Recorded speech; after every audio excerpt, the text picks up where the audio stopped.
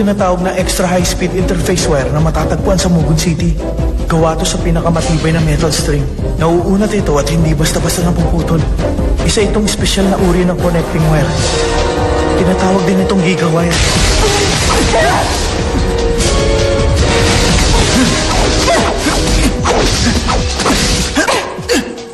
Sa oras na ikinabit na ang wire na ito sa katawan ng tao, dumediretso agad ito sa ugat sa utak na kumokontrol sa galaw ng katawan. Pagkatapos nun, computer na magpapagalaw sa katawan. Magiging sunod-sunuran na siya sa gusto ko. Ito ay ang aking wire puppet system. Ang bilis niya! Anong nangyayari sa akin? Bakit hindi ko makontrol ang katawan ko? Dahil may wire na nakakabit sa kanya. Kinokontrol nito ang bawat galaw na gawin ni Himiko. Kung gano'n, nakakonekta ang dulo ng wire na to dun sa computer system ni Makubex. Bingo! Bilib ako sa'yo, Kazuki. Mabilis ka mag-isip. Pero hindi ako maaaring magkamali sa kalkulasyon ko. Oras na. Lumabas ka na, Jubei. Ikaw naman ngayon, gawin mo na ang parte mo. Ba't ganito? Ba't kusang gumagalaw ang katawan ko?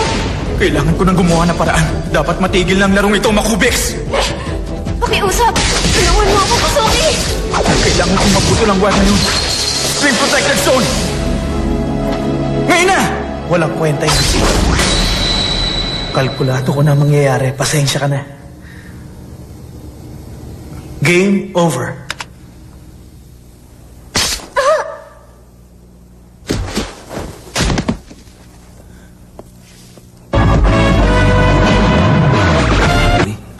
Ba't mo ginawa ito, Jubei?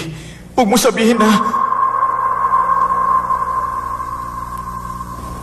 Pati ba ikaw? Nagtatrabaho ka na rin kay Makubex? Oo, ganun na nga, Kazuki. Hindi ka makakatakas.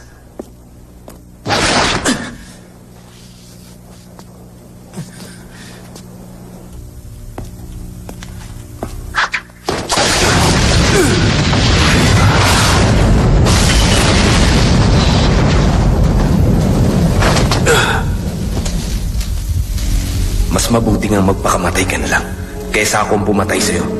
Paalam, Kazuki. Maraming salamat sa'yo, Jubei. Ginamit natin si Akame para maikabit niya ang wire kay Himiko at inatake niya si Kazuki. At habang abala kay Himiko, saka ako umatake ng bigla, ng palihim. Nasunod naman lahat ng plano mo, Makubex. Anong problema? Nararamdaman ko, Jubei, na hindi ka kontento. Kaya ko siyang talunin kung magkakaharap kami sa laban. At kaya ko rin siyang patayin. Jubei, basta gawin mo na lang kung anong pinagagawa ko sa'yo. Naintindihan ko. Dalhin mo na rin sa akin pati yung babae. Bakit bumalik ka pa rito, Kazuki? Hindi biro ang ginawa mo, Makubex. Isinakripisyo mo sa plano mo. Ang buhay ni Horikomun, Ryoma, Ayane at Akame. Ba't hindi mo na lang kami inutusan labanan sila? Kaya-kaya naman namin silang labanan. Huwag ninyong maliitin ang kanilang kakayahan.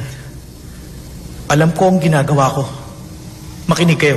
Para sabihin ko sa inyo, hindi ganun kasimple ang kakayahang taglay ni Ginji at ng mga dating Bolts member. Wala kayong ideya. At isa pa, kasama nila si Dr. Jackal. Wala pang 10% ang lakas na ipinapakita niya. At higit sa lahat, ang lalaking may evil eye, siya ang pinakamapanganib. Si Ban, ang kaibigan ni Ginji. Hindi pa buo ang lens. Mahabang panahon pa ang gugugulin bago ito matapos. At hindi ako papayag na mapunta sa kanila ang lens ko. Intindihin niyo sana na para sa nalalapit yung pagharap ang ginagawa kong paghahanda. Maliwanag? Nauunawaan ko na. Kung ganon, meron akong isang maling bagay na ginawa. Isa siyang agent. Nahuli ko siya doon sa entrance ng South District. Naintindihan kita. Sigurado ako na magagamit din natin siya. Ngayon, panoorin naman natin ang palabas na ito. Sigurado akong mag-i-enjoy kayo rito. Manood kayo. Nandito, si Ginji. Ayos na siguro to. Mabuti na rin to nag-iwan tayo ng note. Makakatulong yun sa kanila para masundan nila tayo kung saan tayo nagpupunta. Ginji, alam mo ba na sa simula pa lang, may kutob na ako? Na ano? Na hindi mo na talaga alam ang pasikot-sikot sa lugar na to. At naliligaw na tayo. Imposible yun. Alam mo bang dito ako lumaki at nag-iisip? At huwag kang mag-alala, hindi tayo maliligaw. Paano kung nalaman niyan totoo? Ban, nasaan ka na? Kapag hindi mo ako hinahanap, sige ka. Sandali lang, ba't ka nakatingin sa akin? O ano, nakita mo na ba, Ginji?